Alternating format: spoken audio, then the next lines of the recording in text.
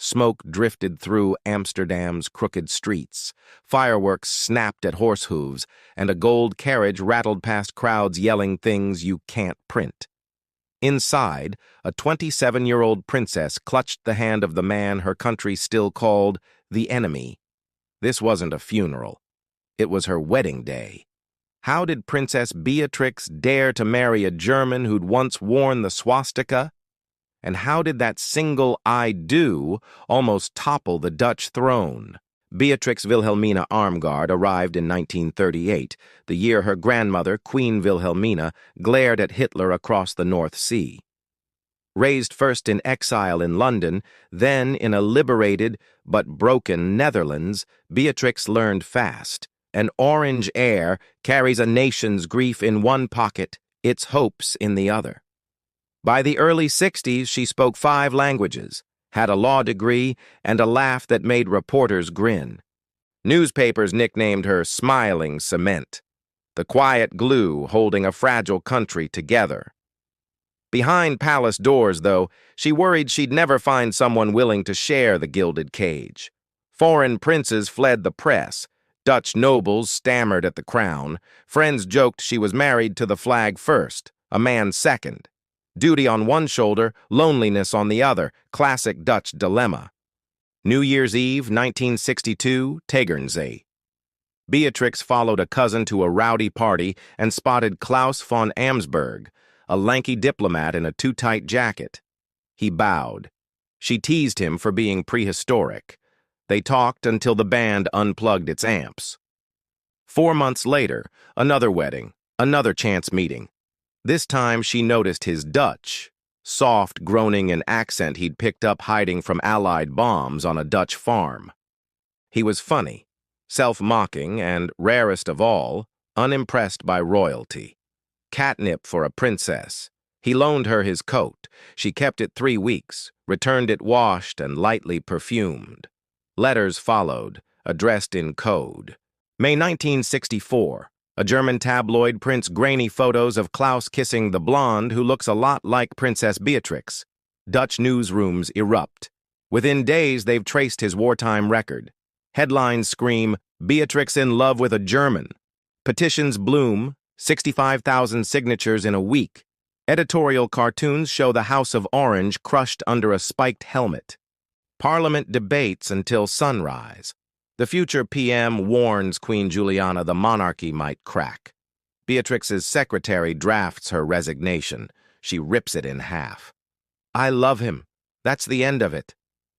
Juliana, famous for hopping on bikes and rambling pressers, shocks everyone by backing her daughter. The government calls in Louis de Jong, wartime radio voice of the resistance, to vet Claus. His secret verdict: reluctant conscript, zero ideology. The public never hears that part. All they see is the uniform. Claus becomes Klaus, drops the aristocratic von for the Dutch van, and gains citizenship in December 65. None of it helps. On Queen's Day, 1965, an effigy of Claus dangles from an Amsterdam bridge. Fireworks pop outside Zuidijk Palace. Tomatoes splatter Beatrix's car. Still, every Tuesday she slips out for dinner with Claus in a Wassenaar safe house. In June, the engagement's official. On TV, Beatrix glows. Claus looks like he might faint. Juliana's hands tremble. Klaus's first public Dutch: "Ik zal mijn best doen." Polls: 42% yes, 43% no, 15% too furious to answer. Parliament demands crisis talks. Beatrix plants daffodils in the palace greenhouse and lets the storm scream itself out. Police uncover a plot to blow up the royal train with homemade explosives. 12,000 officers flood Amsterdam. Florists get letters. Supply flowers. We burn your shop. Claus spends the week learning Dutch nursery rhymes. Beatrix rehearses the aisle while a cassette boos in the background. Planners shorten the route to a single mile, scrap the balcony kiss, swap flower arches for potted geraniums. Bulletproof glass goes into the golden carriage. One paper writes, "The palace is bracing for a siege, not a celebration." Dawn, slate gray. By 7 a.m., Dam Square is packed with signs. Klaus Raus, remember Rotterdam. Smoke bombs whistle, mounted police charge. Inside the Stadsschauburg, the mayor waits in top hat. At 9:30, the civil rite begins. Beatrix wears satin and the Württemberg pearls. Klaus's shaking hand smears the register. Outside, bells. Inside, camera shutters. 20 minutes later, they step into the carriage. Jeers, a few cheers.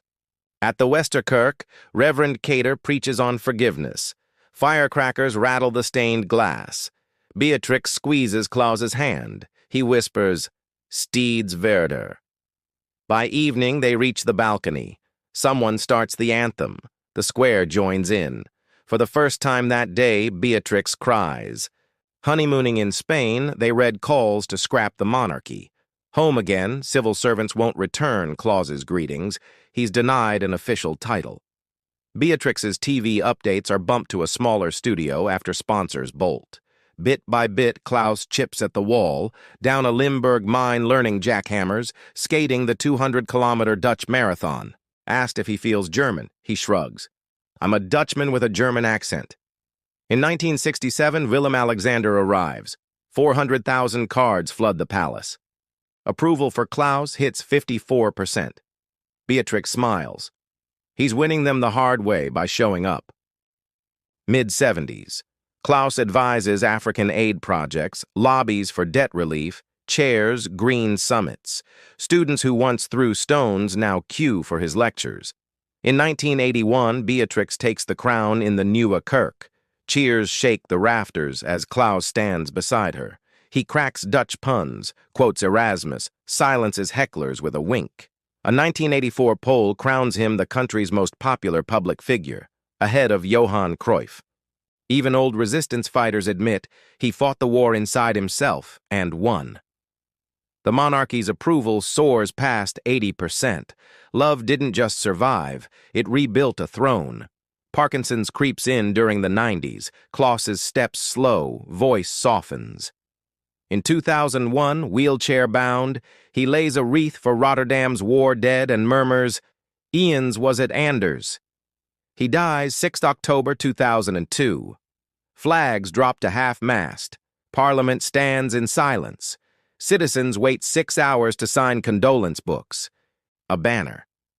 Claus, you taught us enemies can become family.